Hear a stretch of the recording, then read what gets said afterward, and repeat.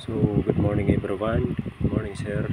This is the module of instruction of Group 8 for the core competencies in the qualification of carpentry in situ superseding.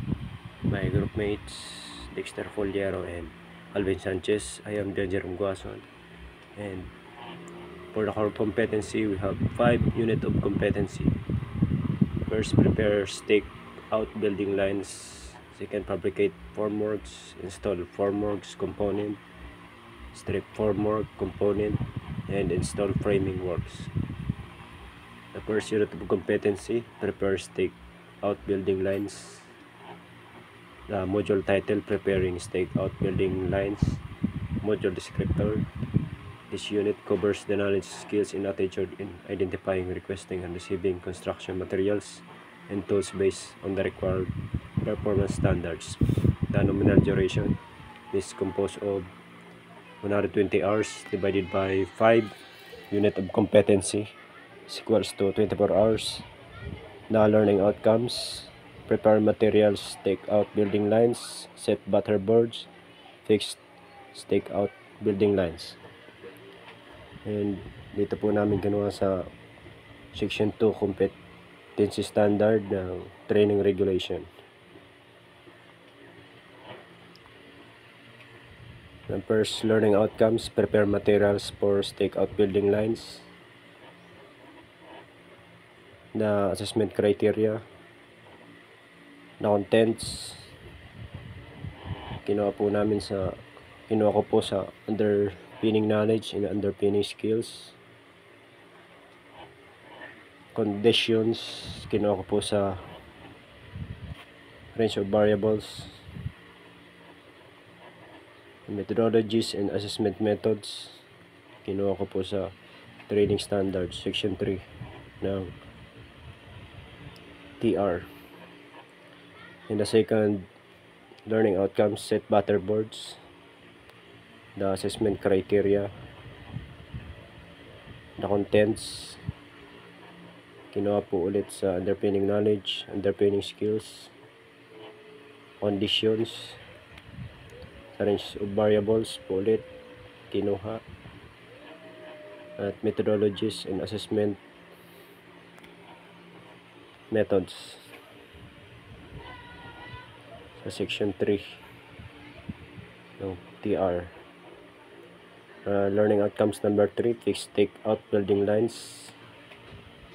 Ito po ang arrangement criteria, ang contents, galing po ulit ang contents and conditions sa underpinning skills and underpinning knowledge, at methodologies, assessment methods sa section 3 ng TR training standards. The second unit of competency, fabricate formworks. The module title, fabricating formworks. Module descriptor, this unit covers the knowledge, skills, and attitude in fabricating formworks. It includes preparing materials, layouting, fabricating, and assembling formworks. Nominal duration is 24 hours.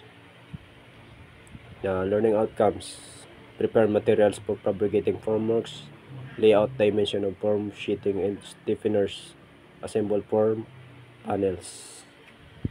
Dito po ulit yan, kinuha ko po sa section 2 competency standard ng TR.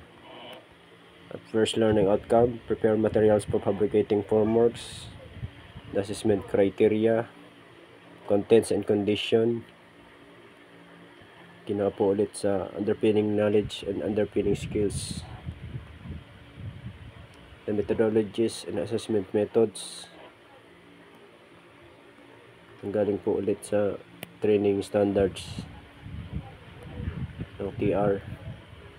The learning outcomes number 2, layout, dimension of form, sheeting, and stiffeners, the assessment criteria, the contents and condition, underpinning knowledge and underpinning skills, methodologies and assessment methods sa training standards.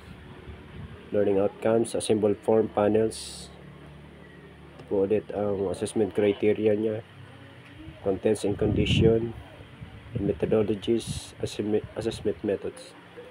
The third learning unit of competency, install formworks, components, module title, installing formworks, components, module descriptor. This unit covers the knowledge, skills, and attitude on identifying and measuring objects based on the required performance standards.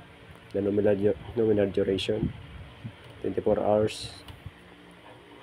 The learning outcomes, prepare materials, tools, and equipment for installing formworks, layout, assemble scaffolds and braces, set fixed panels and building components. Ito po ulit siya sa section 2, competency standards ng TR. Learning outcomes number 1, prepare materials, tools, and equipment for installing formworks. Ito po ang kanyang assessment criteria. And contents, conditions, and methodologies, assessment methods. Nanggagaling po ulit din sa underpinning knowledge, underpinning skills, range of variables, at section 3, training standards ng TR. Learning outcomes number 2, layout, assemble scaffolds and braces, assessment criteria, the contents and conditions, methodologies, assessment methods. So ito po ulit ang aming pinagkunan: underpinning knowledge, underpinning skills, materials, sa range of variables po yan, at training standards. The learning outcomes number 3, set fixed form panels of building components. The assessment criteria, contents, conditions, methodologies, assessment methods. And sa number 4, unit of competencies, strip formworks, components. The module title, stripping formworks, components, module descriptor. This unit covers the knowledge, skills, and attitudes in stripping formwork, components, and accessories for concrete work. It includes preparing tools, equipment, tagging, and materials, ensuring and reshoring operations. Nominal duration, 24 hours. Learning outcomes, prepare tagging area, tools, and equipment. Strip formworks of building components, shore or and reshore and removal. Ito ang nagkunan ulit. Learning outcomes number 1, prepare tagging area, tools, and equipment. Assessment criteria, the contents, conditions, methodologies, and assessment. Learning outcomes number 2, strip formworks of building components. The assessment criteria, contents, conditions, methodologies, and assessment methods. Ito po ulit ang aming pinagkunan ko, no? Unit underpinning skills, underpinning knowledge, range of variables, and training standards. Learning outcomes number 3, shore or reshore and removal. Assessment criteria, the assessment criteria, contents, conditions, methodologies, assessment methods.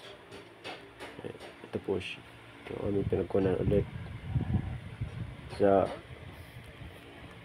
5th unit of competency, install framing works, module titles, installing framing works, module descriptor. This unit covers the knowledge, skills, and attitudes in installing framing works. It includes preparing materials by layouting, erecting, and assembling supports. Nominal duration of 24 hours. Learning outcomes, prepare materials for framing works, layout, erect, and assemble posts, girts, and supports. Layout, install floor joists. Layout, install wall studs. Layout, fabricate, install roof frames. Layout, install ceiling joists frames. At ito po ulit ang aming pinagkunan. Learning outcomes number 1, prepare materials for framing works. The assessment criteria, the contents, conditions, methodologies, and assessment methods. Learning outcomes number 2, layout, erect, and assemble post, girts, and supports. Yan is the assessment criteria, contents, conditions, methodologies, assessment methods, and pinagkunan po namin ulit the layout, learning outcomes. Number 3, layout, install projects. It's the assessment criteria, contents, conditions, methodologies, assessment methods. Layout, learning outcomes. Number 4, layout, install wall studs. The assessment criteria, contents, conditions, methodologies, assessment methods. Ito po ang ulit ang pinagkunan namin. Layout learning outcomes. Number 5, layout, fabricate, install roof frames. Assessment criteria, contents, conditions, and methodologies, and assessment methods. So, ito po ulit ang aming pinagkunan. Learning outcomes. Number 6, layout, installed ceiling joints frames. This is the assessment criteria, contents, conditions, methodologies, and assessment methods. Ito po ulit ang aming mga pinagkunan. Underpinning knowledge, underpinning skills, ratio variables, training standards sa TR. So that would be all po. Thank you.